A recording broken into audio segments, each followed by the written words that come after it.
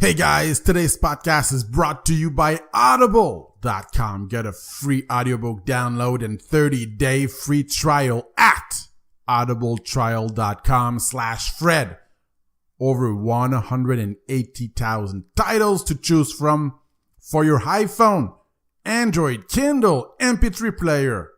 That's audibletrial.com/Fred. But for now, enjoy the show.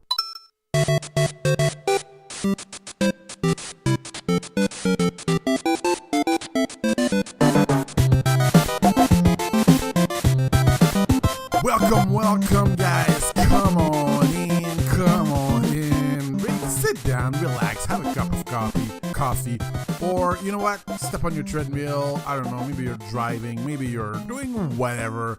But welcome to the 2016 Blast Podcast Blast.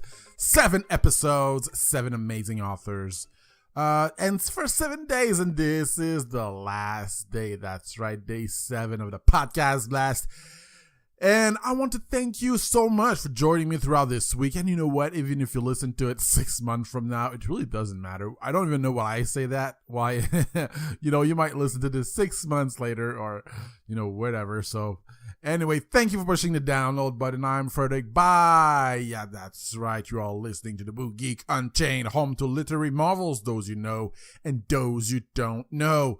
I am a guy, I'm a dude, I'm a geek, I'm a bookworm, I'm a writer, I'm a host, I'm a friend, I'm a whatever. I don't know, I'm whatever. I'm whatever. This podcast is about fiction and non-fiction books that we love. Books change our lives, books entertain us, books make us grow. Basically, it is a live podcast. It is free every time you download it on iTunes or Stitcher. Please go over there, subscribe. It is listener supported and fan supported. So, you know what? Leave a review. Tell a friend if you think this could be helpful to some of the people out there.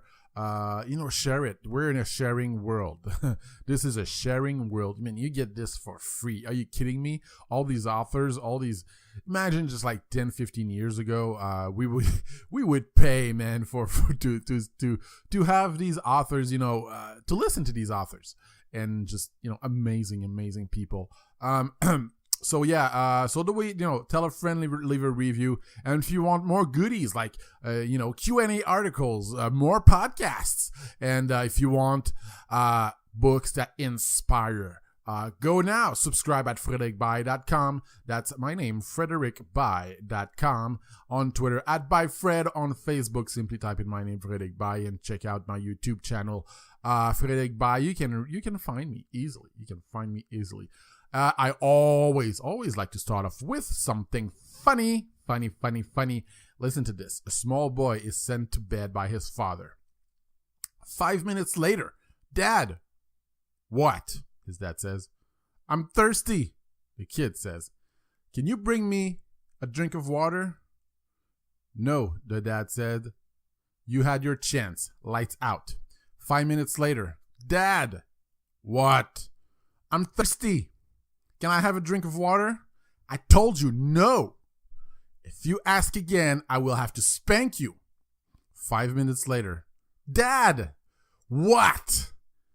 When you come in to spank me, can you bring me a drink of water?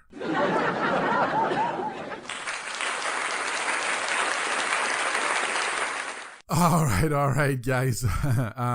That's how kids are. They're kind of, they're smart asses. I don't know.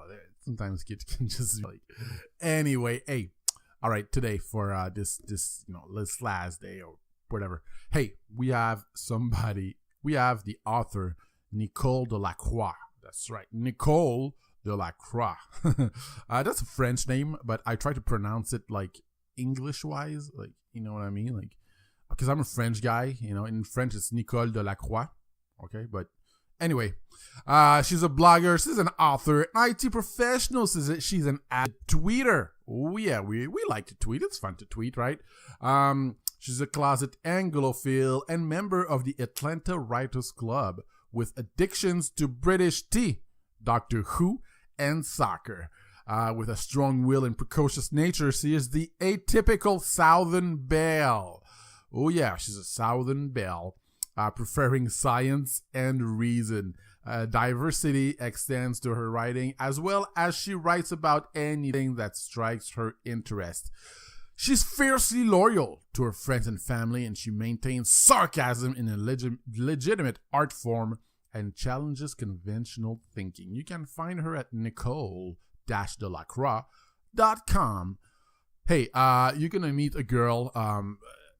She wrote a book. Okay, she wrote the book. We're going to talk about her latest book, basically. It's called Sexual Confessions. And if you pick up that book, you're going to find out a lot about the world. Believe it or not, there's, in my opinion, there are two things that fascinates us, whether we want to admit it or not: sex and money. All right. And there are two of subjects I like to talk about. My favorite subject of all is everything that has to do like creative process and spirituality and all that stuff. I love to talk about that stuff. But today, hey, her book is she sent me the book, and before doing the interview. And it was like, it's something that you read as a gossip magazine, because you kind of discover people's, she did an anonymous survey on people about, their sexual preferences and all that stuff. And she asked a bunch of questions. It's very, very funny. It's a funny read. It's a fun read. Like I said, it's a gossip magazine kind of read. And you're going to meet an amazing lady. She's funny. This interview is not, trust me, this interview was not boring at all. It was fun. I like Nicole. I actually really, really like Nicole. And she has an amazing personality. She's witty. She's fun. And so we're going to get to the conversation right after this. Hey guys, quick thanks to RadioGuestList.com, where you can find people to interview for free. Or if you want to be interviewed, you can go there too. RadioGuestList.com. Thank you guys for your support. And speaking of you listeners, I want to hear from you.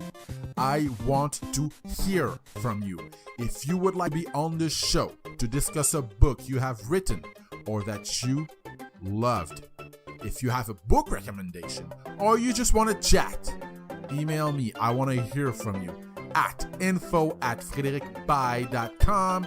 That's info@fredericbaye.com. And for advertisement offers, use the same address with subject advertising.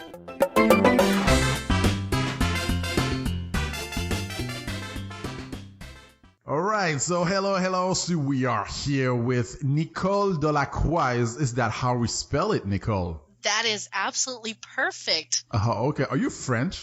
I am. Well, I'm Acadian. My father's from Louisiana, which they came down from Canada. So no way. You're Acadian. I am Acadian. Wow. I'm from Montreal. I'm French. I'm 100% French. And I wish I could speak French because I can't. Oh, you can't? I can. Really? Just the dirty words. That's it. She's a blogger. Nicole's a blogger. She's an IT professional, an avid tweeter, and she's the author of the book Sexual Confessions, and we're gonna talk about this right now. Hey, again, how are you today? I am doing absolutely wonderfully. How are you today? I am fabulous. Now, before we dive into the interesting stuff, let's give us an idea of your background here.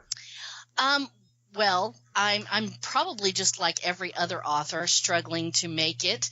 And I'm an independent indie author, and I have published 2 books. My first book was a fiction. It's a young adult paranormal. It was a foray into, I think I can do Twilight better than Twilight. And it fell pretty much on my face, and that's actually what spawned me to write the second book. I was so disappointed because everybody dreams of, I'm going to write this fabulous book and I'm going to be like Twilight and I'm going to be famous. And, when you only sell 5 books, that's just disappointing. So basically you've written your whole life. I have. Actually, My father was in the military, and we moved around a lot. And I have a natural introspection, so I'm not very outgoing. I'm what people call shy, but I've actually been diagnosed with social anxiety. I get very anxious in crowds. So I don't make friends very quickly or very fast. Although when I do make friends, they tend to be lifelong friends. And when you move around every 2 years, that's kind of difficult to meet friends. So my mother, when I was about 9, I think, started buying me journals and said, if you're not making friends, then, at least write down what's going on in your head. And, if you want, I'll read it. And if not, that's fine. And you can write stories. So from that point forward, I just fell in love with writing. It was like it was in my soul, and I just had to get it out.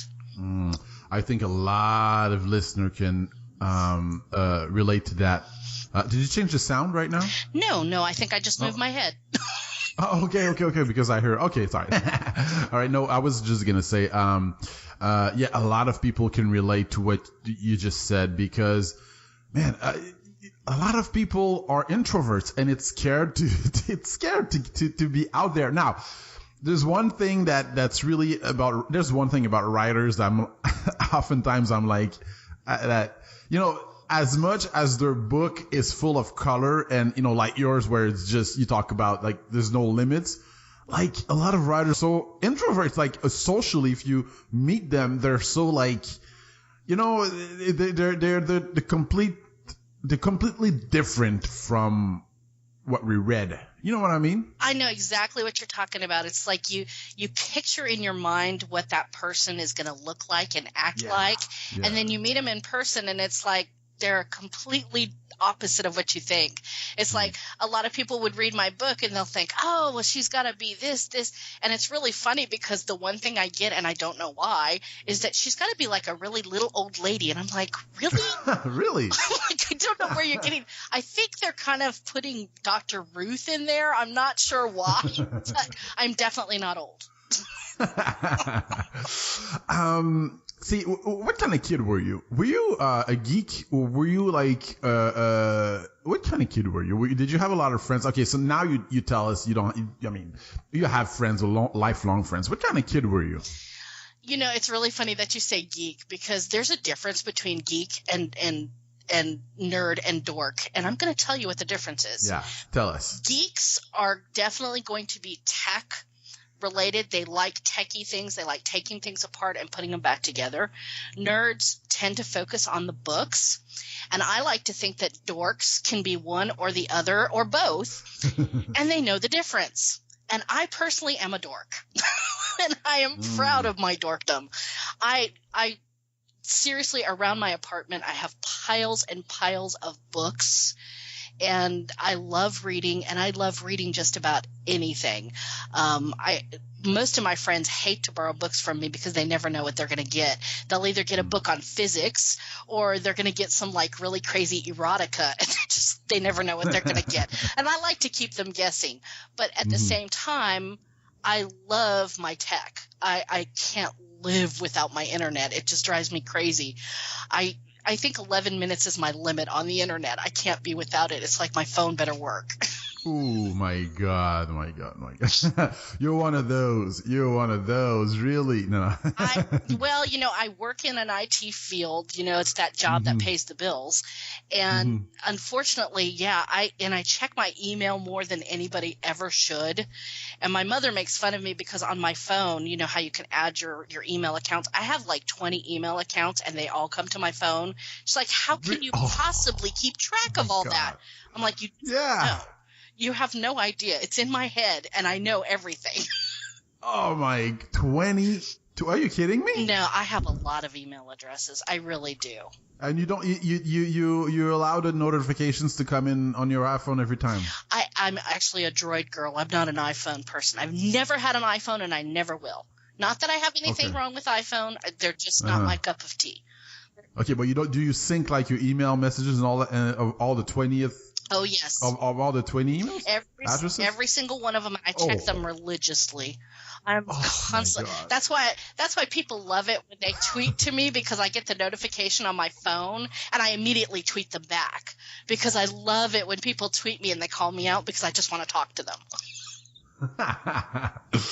All right, so you go through life, you grow up, and then you write this first book, which is a young adult book, and then you decide to write sexual confessions. Well, and tell us, how did that come about? It all came about the first book, which the people that did read it liked it, but in the indie market, you have so many people that are able to publish that it's almost market overload is the best way of putting it. Unless you have a built-in audience of people that are looking for your book, most people don't really know too much about it unless you go out and buy publicity or things like that. And I was kind of new to the whole game, and I hadn't done the social media at that point. From that point, I have now mastered social media at this point. And I was so disappointed that it had failed so bad, because I thought it was a great story. I even have people who have read the book that don't know me that keep sending me emails going, when is the next one coming out? I haven't gotten around to writing it because I've gotten so distracted by writing other things. So I started, getting down on myself, and literally was standing outside just wondering, does anybody else in the world ever feel like this? I mean, I know they do, but what do they do about it? So I started thinking, I thought, maybe I should ask that question. And I started putting together some questions and bounced them off a few friends. And my friends were like, it's kind of funny that you're asking that, but if you really want to have some fun. And one of my male friends who happens to be married, I love him to death, he just literally looked at me and said, why don't you ask him about sex? And I just looked at him and I was like, you think I won't? And it was more of a gauntlet got dropped on that one. So I started coming up with some questions, and he's like, those are tame. He's just like, I'd answer those questions. So I literally at that point, I was like, okay, I'm going to give him some cringeworthy questions to ask. And that's, kind of where it came about, is that, I was basically trying to scare the crap out of my friends. I'm sorry to put it that way, but and the weird thing is that most of my friends are very open and they don't have a problem talking about these things. I myself don't have a problem talking about those things. And it was really interesting to see the people that backed off. By the way, he backed off and did not answer any of the questions. Yeah. Really? Because he's a big chicken. Yeah. But it was interesting to see the people that did answer. My first inclination when I opened it up to the public was that I was going to get a bunch of really smart aleck answers, which I did get quite a few of those. But it was interesting to see that after a week or so, people really started looking at it and started thinking about the questions and started getting very thoughtful and almost prolific with some of their answers. And I got to the point where after the first week, I had only opened it up to Facebook, the few people that followed me on Facebook. And after that, I said, well, you know what? Let's see if I can get a bunch of answers, just kind of, throw something together. I wasn't really – it didn't start as a book, but when I set it up, I guess I had in the back of my mind that I might use it for publication. So I had made sure that I had set it up that if they answered the questions, that they were agreeing that it could be used for publication. The fact that it was anonymous, I think, was the clincher. So I had been messing around with Reddit a little bit. I don't know if you're familiar with Reddit. A little bit. It's basically internet trolls and very, very helpful people. It's, a 50-50 chance which one you get. Yeah. I didn't explore it. Yeah, well, and I tell you this, it is a wonderful community of people, and if you get to the right subreddit, you'll never have a problem. And I found some really great subreddits, so I posted it. And for the people out there, what are subreddits? If almost like if you're looking at your computer where you have folders, they'd be like subfolders. So you have like a main topic that's like psychology, and then you'll have a subreddit, which is a subtopic that's like social media or something like that. Okay. So I found a couple of really good ones and some incredibly helpful and wonderful people on Reddit, and I can't thank them enough. I went in my first 7 days, I only had 20 answers. After I posted it on Reddit, that was at the 14-day mark, I was at 487 answers. I literally had to shut it down. In how long? And it was 14 days. Wow. It was amazing. And I had to shut it down, and I was like, oh, my God, I'm getting overloaded with answers. I don't know what to do with all of them. And that's when it hit me. I said, you know what? I'm going to write a book. So I opened it back up a little bit and got a few more people to answer some questions. And I added a couple of questions in there, including an optional one where I allowed people to tell me about their absolute worst sexual experience. And I figured it's optional. Nobody's going to fill it out.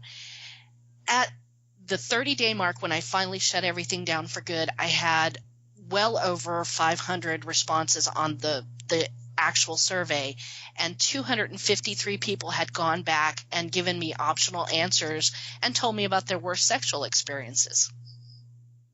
Wow. Okay, you had material. Oh, I had lots of material. I had a lot of material, and at this point was starting to think I needed serious therapy. and I'm still thinking I might. But writers, we're all crazy, so. Yeah, I think so. All right, so tell us what a book is about. Well, in a nutshell, I did this lovely survey, and I got people to answer what they thought about sex, specific to questions that I was asking, and I tried to make it a little bit fun and a little bit serious at the same time. And the point to the book, really for me and for the people that took the survey, and hopefully the people that read it, is to see that I opened this up to everybody, and I got answers from all over the world. I mean, everywhere. There is not a country that did not answer me. At least one person. Really? And wow. Really. Even from China, which really just I was floored when I got the ones from China. Like, man, are people that sexually addicted or what? No. That's what I thought at first too, but it turns out that a lot of people were really thinking about these things for themselves, and they were starting to almost define who they were and listening to themselves. And I had a lot of people and a couple of people who beta read the book for me that said, while this is not necessarily my cup of tea, but I started thinking about the questions for myself, and I started to think, maybe I could be a little more fearless. Maybe I could, walk across the room and ask that guy what he thinks. And no, you didn't. That was what I was going for, was showing people that, we're all the same. We're all human. We all have the same fears. We have the same beliefs, not necessarily spiritually, but we all want the same things. We want to be loved and we want to be happy. And it doesn't matter where you live. It doesn't matter what sex you are. It doesn't matter what sex you want to be with. None of that stuff matters. We're all the same. We all have those same thoughts in our heads. And it was a little bit about taking off the blinders and stop sitting on the sidelines and basically, running to the wall and maybe running into the wall, which is what I usually do, and maybe breaking down some walls for some people. And I thought that was probably the best email that I ever saw, was people telling me that they felt like they could step out of their shell a little bit and be just a little bit more. See, I think that's a very important point that you just talked about, because this is one of my favorite subject to talk about. You mentioned how we're all kind of the same. It doesn't really matter if you're in America or if you're in China. And I think when it relates to love, when it relates to sex, we're all, like you said, we all have the kind of same desires. We do. And ultimately, I think that, for me, anyways, it taught me that, maybe I should be a little bit kinder to people. Maybe my first reaction... Especially to Matt. But we're going to talk about this later. Especially to him. Yes. Well, and that was a lot of it, too, is that, I needed to learn that, my first reaction shouldn't be anger or hate. That it should be just stop and think about where that's coming from and try to make it more of a positive response instead of a negative response. And it's a challenge. I'm not going to lie. It's a challenge with it every day. Let's dive into the book a little bit. What surprised you the most of the people's answers? The crazy lengths some people will go to. Yeah. I have to admit that there were a lot of answers that made me laugh. I am not going to even lie. I laughed so hard at some of them that I was crying. I was laughing so hard. And there were also some that were so tragic to me that it just broke my heart to read them. And interesting. Like what? Like tragic? What do you mean? Well, there was a couple of ladies who had experienced abuse, and luckily they just happened to have included their email address so that I could correspond with them. But they shared their story of how this had created this wall for them, which obviously it would, and that they felt like they couldn't, be with someone else. And when I wrote back to one of the girls, I said, you're so brave for sharing your story. And I'm sorry if I'm, stepping on this because I know it was anonymous, but I just had to tell you that it broke my heart reading your story. And, if you ever wanted to talk, I'm here. And she was so sweet and lovely. She came back and she said, after answering the survey, she said, I sat down with the person that I'm with and I actually told them the story. And they understood, and I feel like I'm closer to that person now, and I feel like I can actually move past this. So for me, that was like right there. I could care less how many books I sold because right there was what one person got help, and that's all that mattered. Wow. All right. One of the things that I read in the book that really, really surprised me when it came to porn. Porn is such a huge subject, and actually, I spoke to a few experts a week ago, and porn is everywhere. Most people watch it, and as I think most guys don't really know what women think about porn. You know what I mean? I know exactly what you mean. And one thing that really surprised me is that it's like most women like to watch gay porn. They don't like to watch straight porn, even if they're straight. I don't necessarily – I don't know if I care to watch gay porn. I think I watched it maybe once, and I think I was drunk when it happened. So for me, I mean, again, I have such a vivid imagination. I don't necessarily watch it all that much. But, every once in a while when you click on something and you're like, oh, what's that? You just get interested. I think the thing that shocked me about it is I had one of my male friends tell me, they said, oh, you'd be so embarrassed if you ever heard what guys say in a locker room. I laughed and I said, you'd be embarrassed if you ever heard what women say in a woman's locker room. Yeah. Because the truth is that while women will say, oh, I never watch it, I never look at it. Yeah. That is complete and utter bull. No, but that's the thing, and that's what I think drives a lot of guys nuts, is we never really know what women think. And that's... Except if we read your book. We got to read your book to know. Absolutely read my book, because absolutely, I guarantee they're going to take away my PMS card because I'm giving away all the secrets. I really do. Yeah. I don't feel the need to hide behind this. I'm a girl and I'm not going to tell people these things. You know what? Life is way too short for that. I'm having way too much fun being honest. People are blown away by when I'm honest with them because they can't believe I'm actually saying these things. Yeah, so you're going to say something, or I took a breath. Oh, okay. All right. I want to quote one on page 148. One man answered, I don't watch porn. It is unproductive and poisons how I interact with the fairer sex. As such, I refuse to degrade them further in my mind and have cut off the issue at the source. He's a male from the United States, 18, straight and single. And you wrote... I know exactly what I wrote. I said, did a woman walk in when you said that? Yeah, as if you don't believe him. Why don't you believe him? Are guys all perverted, perverts or what? You know what? I think all humans are perverts. Let's just put it out there like that. First of all, 18 years old, I remember when I was like an 18 years old, I would have never said something like that. I would have been like, oh, yeah. But maybe he was telling the truth, and I'm just joking around when I say stuff like that. But, you know, he's 18, and you can almost tie in the previous answers with some of the things that he said. So it's kind of like, I'm not buying that. But maybe he doesn't. Maybe he doesn't feel the need to watch.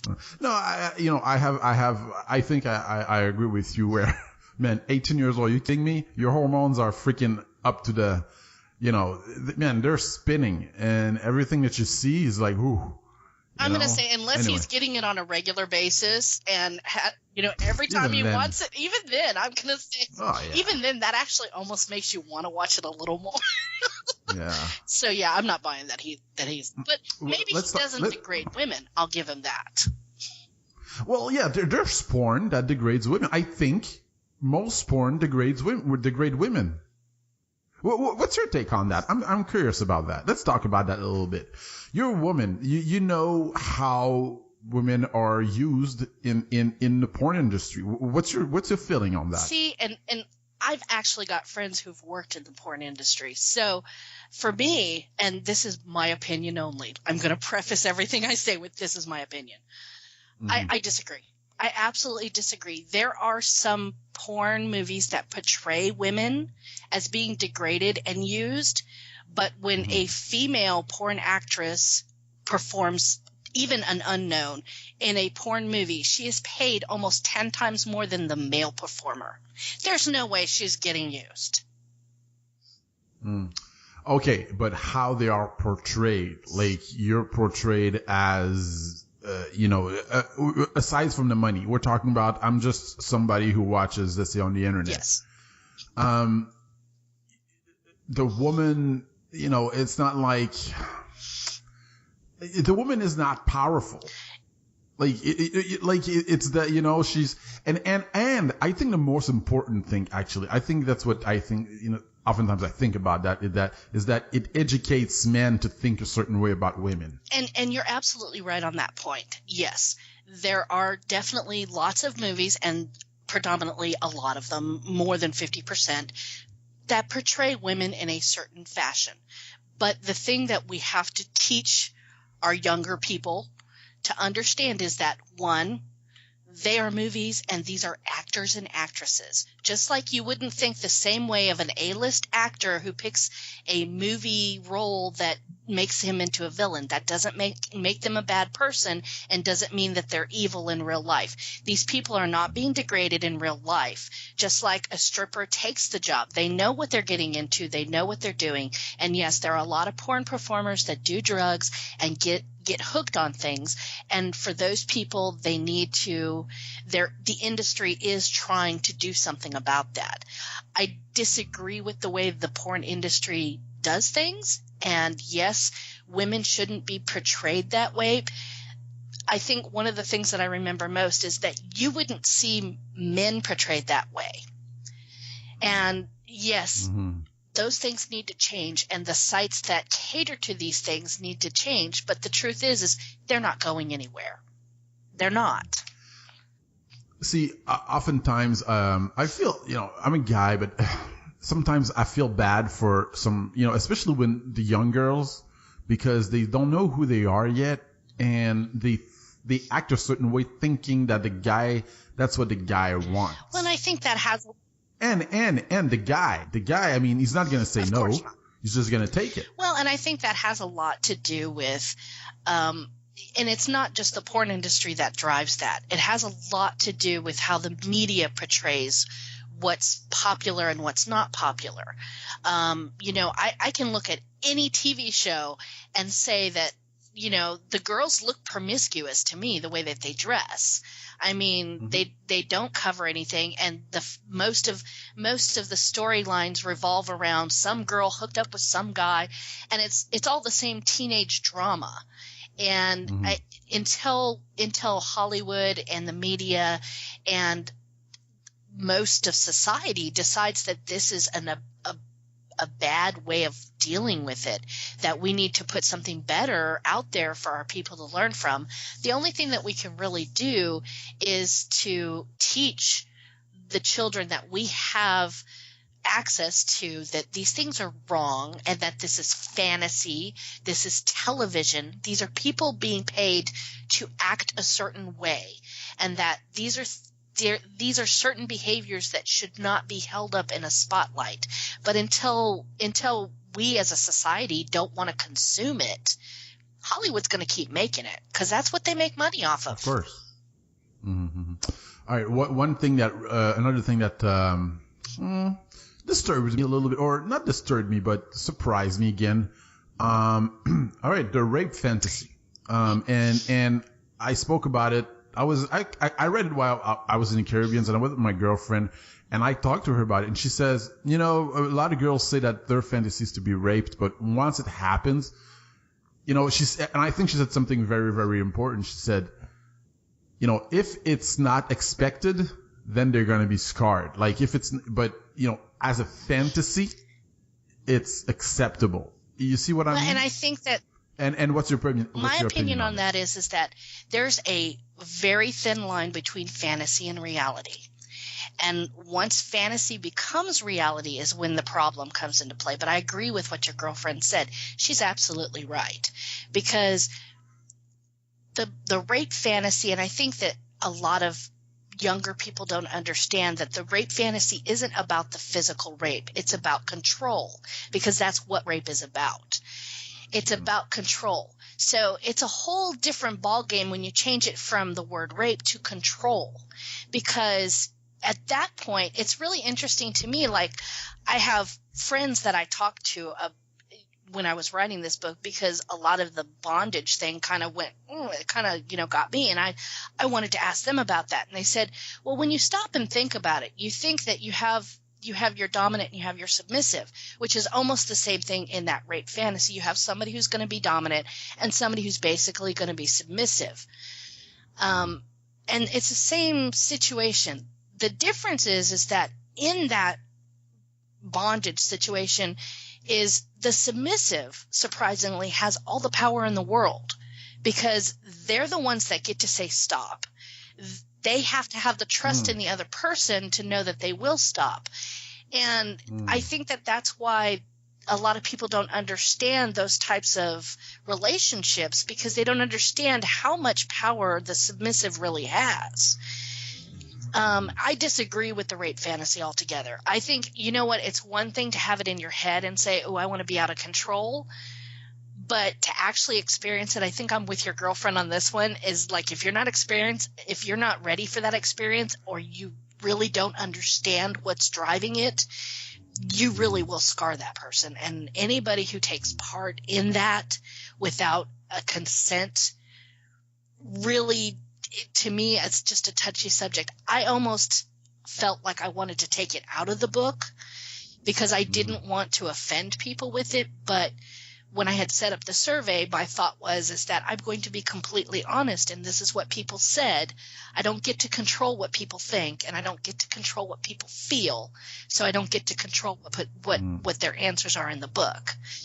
I disagree with their answers completely, but it's their answer, and I have to put it in there. All right, just before continuing this conversation, for you, the listeners of the Book Geek Unchained podcast, Audible is offering a free audiobook download with a free 30-day trial to give you the opportunity to check out their service. I personally recommend the audiobook The Hobbit by J.R.R. Tolkien, or you can choose the audiobook of your choice for free by trying audible.com. To download your free audiobook today, go to audibletrial.com/Fred. Again, that's audibletrial.com/Fred. You will be entertained, and at the same time, you will help a brother out. So, everybody wins.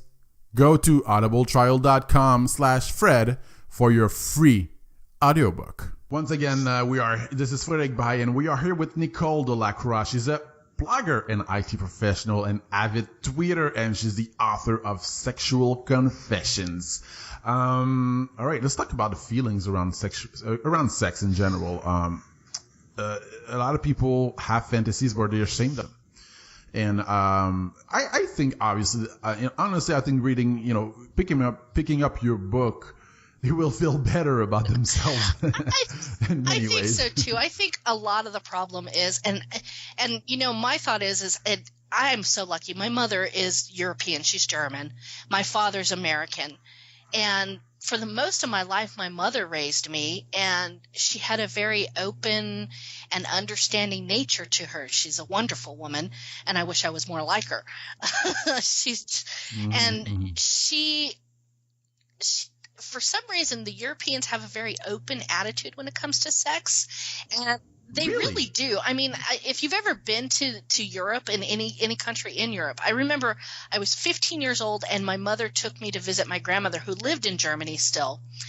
And we got off the plane in Frankfurt and I was aghast when I saw the naked pictures of women. I was like, it's in the airport. What is this? And my mother had to explain to me. She said, look, they're not prudes like America.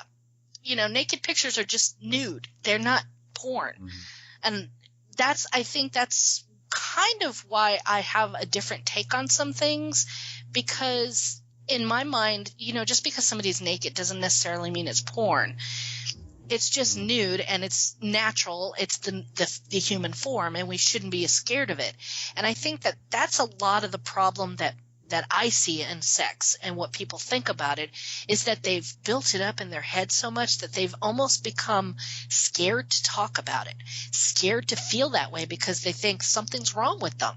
Because America, and I speak from my own experience, America has made sex almost a bad thing. And I'm trying to understand when it became a bad thing. What do you think made it a bad thing? I mean, and I hate to pick on one thing, but I know I grew up here in the South. The one thing that they teach you in sex education, which I think is hilarious, is abstinence. It's like you have all these feelings, but you're supposed to not have sex. Okay, I get that you don't want me to have sex, but what am I supposed to do with these feelings? Then they tell you masturbation is a bad thing. Okay, so now I'm not supposed to touch myself? It's like, wait a minute. Yeah. It's like I can't let other people touch me, and now I can't touch myself. So what am I supposed to do now? It's like you're going to have to come up with a solution to that one, guys. Yeah. All right. We got to talk about Matt. Poor Matt. Oh, I feel bad for him. Come on, tell us the story. It was a very bad time in my life. I was not well in the head. I had just lost the man that I thought was the love of my life, and in a fashion that there was no goodbye. He passed away, and I was dealing with that, and in my head I couldn't fathom it anymore. And this wonderful, nice person comes along at the absolute worst moment of your life, and they try to have a relationship with you. It's like if you just got out of a bad relationship and here comes this perfect person. Mm-hmm. And of course, at that time I was 19, 20 years old, and I was not probably a great communicator. Leave it at that. And the alcohol didn't help. And I was in that mode of self-destruction. I really, at that point in my life, didn't want to live. I just didn't. And I hate to say that because it probably would break my mother's heart to know that. But it's where I was. I mean, I'm not there anymore because I've realized that, bad things happen and you get past them. And while your heart never really heals completely, you find a way to live. And I feel every day incredible guilt for the way I treated him, because he did nothing wrong. He was an absolute sweetheart of a person, and I treated him like he was dirt, and I have nobody to blame but myself. So yeah, I apologize. And I wish him the very best, and I hope that he never dwells on this, but I get to. It's my cross to bear, not his. Yeah, you went deep in the book about that, and I mean, we can't deny that it's something that it really affected you, and it still affects you. You feel it in the book. If you took the time to put it in, I mean, it's something that really it did. And to be perfectly honest, if anybody had watched me when I was writing it, it took me a good 2 weeks to write that part of it. Because I every time I started, I'd start crying because I've never forgiven myself.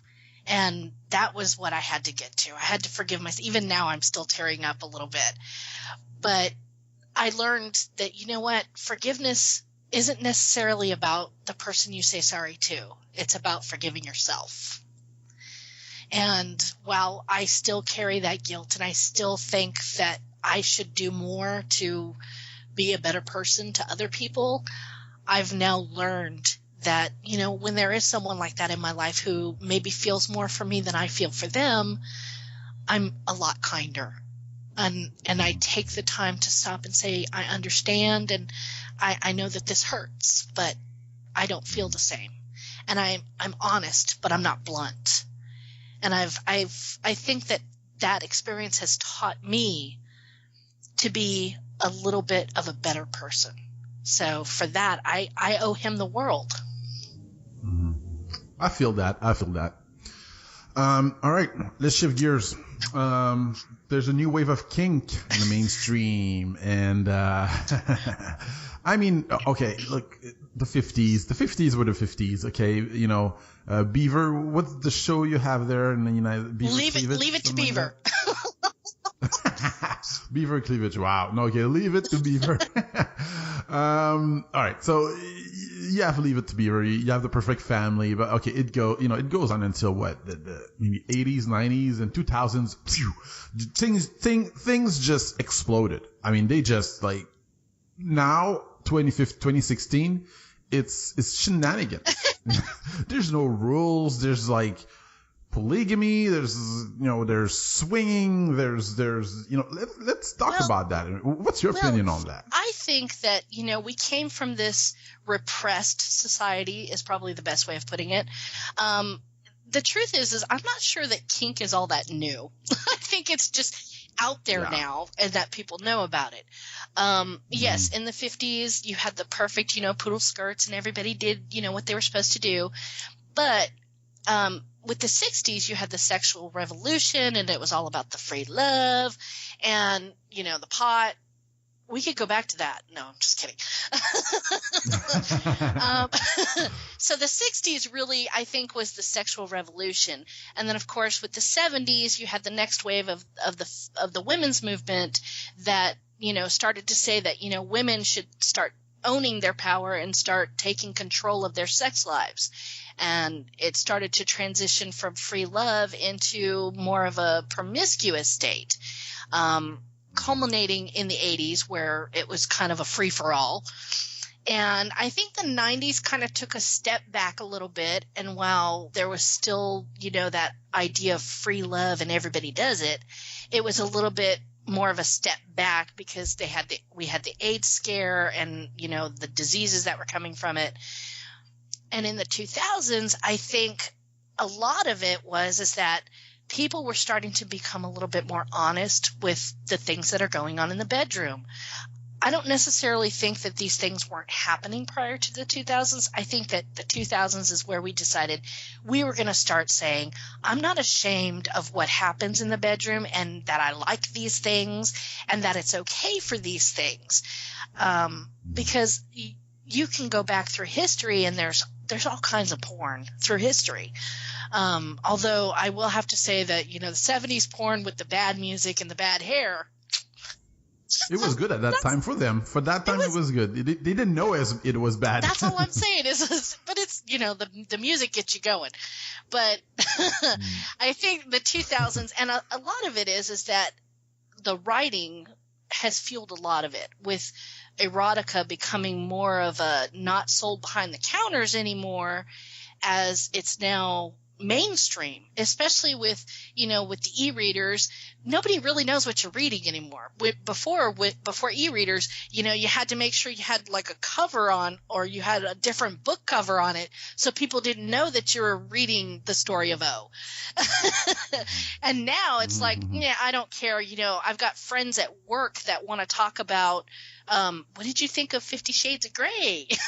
And it's interesting to me that it seems to be that there's more of a conversation about it now, as before, where it was just we limited what we would say about it. Let's dive into some of the questions that you went over in the book. Let's answer them right now. I'm gonna ask you a few questions that you wrote in the book. What do you think makes a healthy relationship? I think trust and respect are number one. If you trust somebody, you obviously are going to respect them, and it needs to be on both ends. For the people that are in the relationship, both of them need to trust and respect each other. And I think that most of the best marriages I've seen have grown from a friendship, that they have a lot of things in common, and communication is absolutely key. And I think that a lot of marriages fail because one or both of the partners don't know how to talk to each other. See, communication to me, sometimes you're right. You're absolutely right in what you say. Communication is key. However, it's almost like beating a dead horse when you tell people, yeah, communication is important. What do you really mean by communication? Well, what I mean by communication is that when you look at the divorce statistics, most people will tell you that they got divorced because they fought over money. And instead of having a conversation with your partner that says, why did you spend this money like this? It's how we're talking to each other. Instead of, hey, I see that you spent this money on this.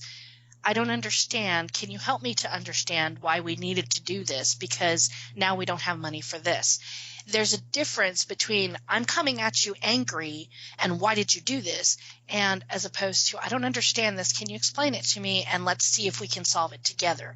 And I think the problem when I'm talking about communication is it always seems like we're fighting each other instead of trying to say I'm your partner and let's find a solution together for whatever problem we're having. And I don't see a lot of that. Why do we cheat?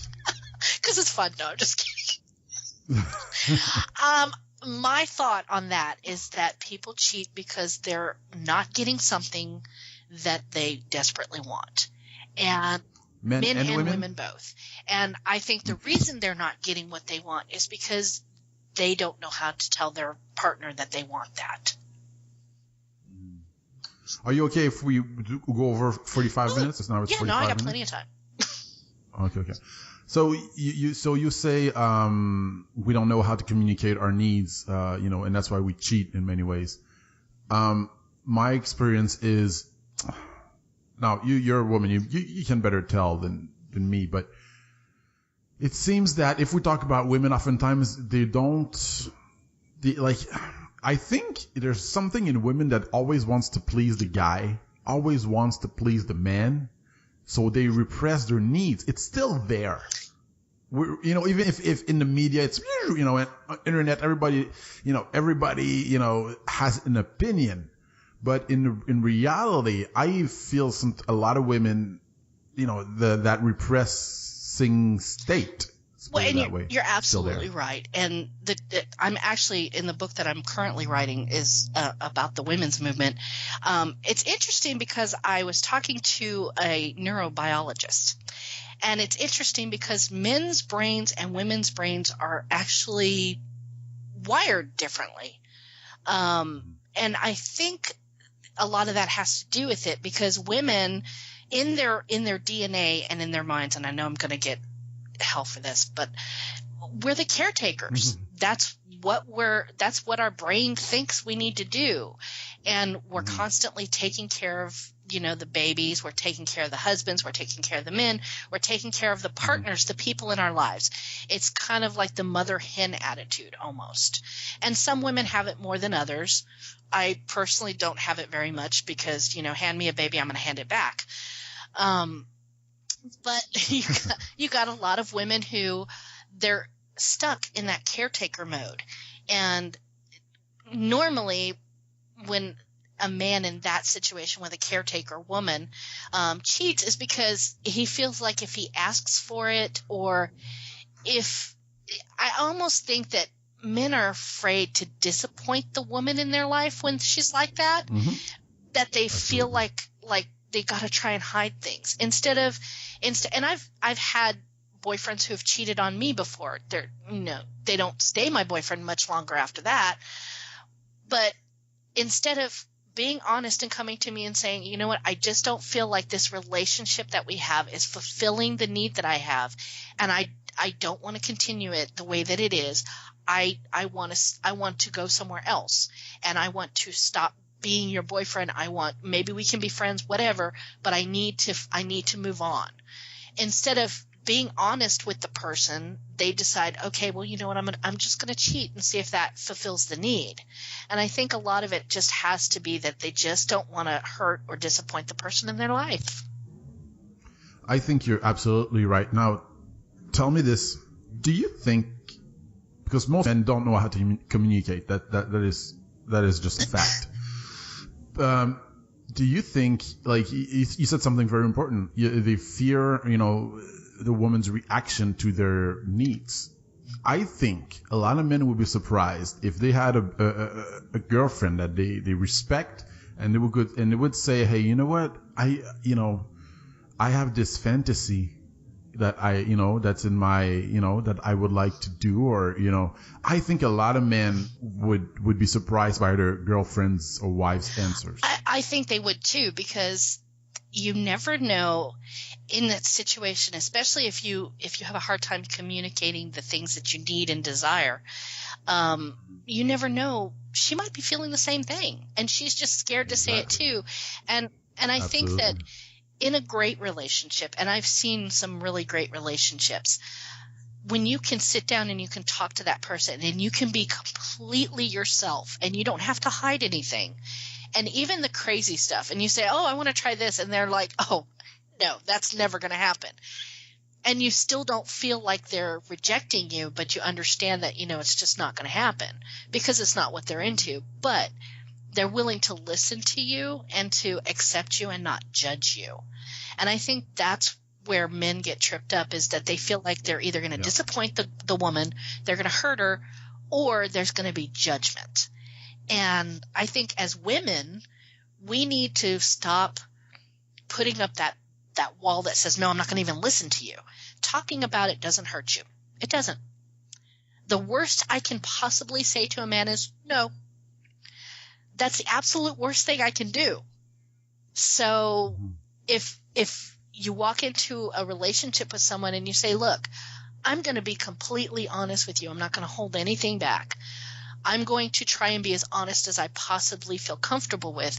And I want to know that in those moments when I'm comfortable and I'm being honest, that you're going to try your very best not to judge me and make me feel like I can't tell you things.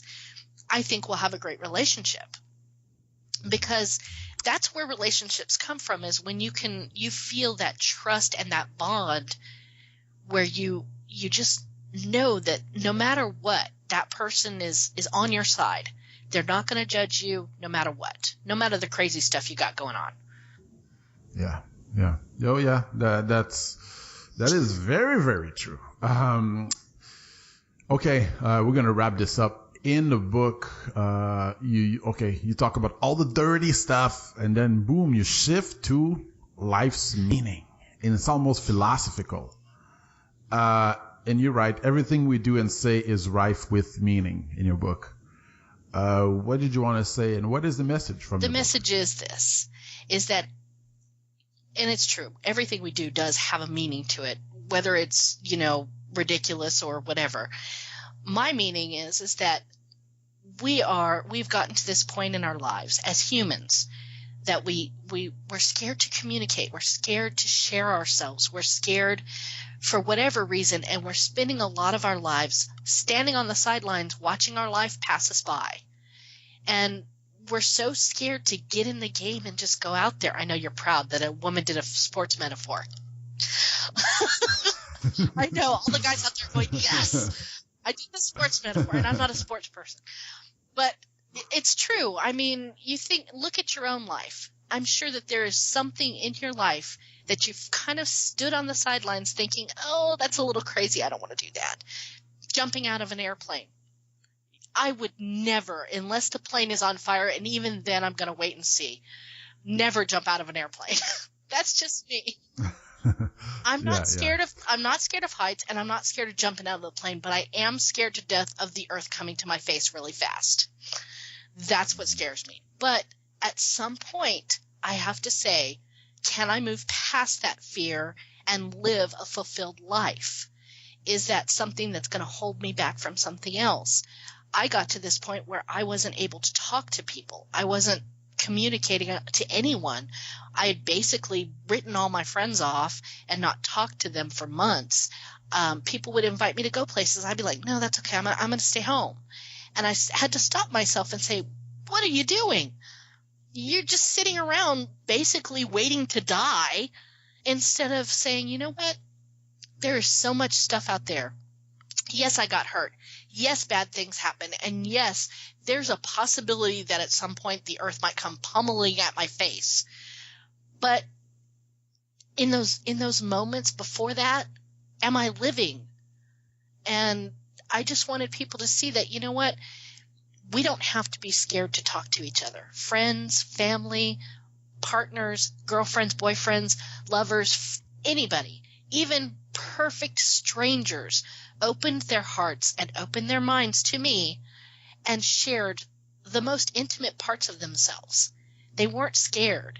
And I want people to be more like that. Let's stop being scared. Let's go after the crazy thing that we think. Let's have that piece of cake. You know what? That extra cup of coffee isn't going to kill me. You know, just those little things, and just be a little bit better, a little bit braver, and a little bit more. And then at the end of our life, we can look back and say, you know what? I'm not filled with all this regret. I lived a great life. I had fun. And for me, it's all about, you know, I don't know if you've ever seen the movie The Bucket List, but the best part of that is when they're talking about the ancient Egyptians and what they believed in death, there was the 3 questions. Did you love? Were you loved? Did you make someone happy? And were you happy? And I try to live every day of my life answering those 4 questions.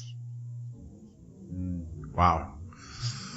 Wow. Well, okay. That's beautiful. That's beautiful what you just said. What does the future hold for Nicole Delacroix? Well, I'm writing more books, of course. As I said, I'm working on a project about feminism, which is interesting for me because I don't identify myself as a feminist. I prefer to be a humanist. So what is the difference? The difference is feminism to me is the woman's movement. To me, humanism is the human movement. And while a lot of those beliefs overlap, there are things in the women's movement that I don't necessarily agree with and I think could be done better and different. I think that we need to stop looking at ourselves as I'm female, you're male. I think we need to start looking at each other as we're human, and we just need to treat each other the same way regardless of how old we are, what color we are, what sex we are. It doesn't make a difference. When you boil it all down, we're all the same, and everybody should have the same opportunities in life to be happy. Mm-hmm. Where can we find you, and where can we find your books? Well, all of my books are on Amazon.com, Barnes & Noble. Pretty much any of the major retailers online will be able to get a copy. I also have my website, which is www.nicole-delacroix.com. And If you're a Twitter person, oh my God, tweet me. I will tweet you back. I love to tweet. And especially if you're smart aleck, I'm all about the sarcasm. So by all means, if you got something funny, tweet me because I will love it. Don't send it a private message anyways, because we need to share the love to everybody. So tweet me. I'm on Twitter. I'm on Instagram, but I kind of just stalk on Instagram. I do it's too. Fun, isn't it? Because it's great. No, it's fun. It's fun, but I kind of slowed down. The beginning, it's always full of pictures, and then it's kind of slowed down. I think I have 4 pictures that I put on there. I'm just all about stalking everybody else on Instagram. Yes, stalking. It's all about stalking okay. someone else. Yeah. So Twitter's a great place. Facebook, I'm on Facebook as well, and my website. Of course, always you can reach me there. And I do post snippets of stuff that I've written. When I started this book, there was other questions in the survey that didn't make it in the book. Not necessarily about sex. They were more of a philosophical nature. And I've been posting some of those with the answers. And if you want to talk to me about aliens, oh my God, call me. Because I'm all about ancient aliens. I love the crazy hair dude. Well, that's awesome, Nicole. Thank you very much. It was really a fun time. It's always fun to talk about that subject. It's always, sex and just sexuality and people's, hidden emotions and hidden desires. It's always an exciting subject. Well, if you're not having fun in sex, you're not doing it right. Yeah. But thank you so much for having me. And it's been so much fun talking to you. All right, guys. Hey, thank you so much. Thank you so much. How was that? Thank you to Nicole Delacroix. Thank you for for coming onto the show. You have to meet people. She's a funny girl. She's a witty girl. She's uplifting girl. She's emotional. She's true. And, she wrote a book that's really, really, really a gossip-like magazine. And I enjoyed it. I enjoyed her book. I can't lie. I can't, go pick it up. You can go on fredderby.com to pick it up. I'm going to put all books that we show here and talk about here on this podcast. I'm going to put them up on the website, frederickby.com. You can just click. And and you can download them. So anyway, kudos to Nicole Delacroix. Enjoyed it. Go pick up her notebook now. As for me, it's time to ride off into the sunset. I just want to say a few plugins. First of all, Creative Magic Unchained, guys. It's unchained and it's live and it's there and it's available. Go right now, frederickby.com. Go click on the podcast banner and check it out. I interviewed 5 amazing people for the launch, and I'm telling you, it is an inspiring podcast. Why? Because the podcast is about inspiring you, the listener, the creative people, the people who think they're not creative. It's about inspiring you to unleash your creative powers.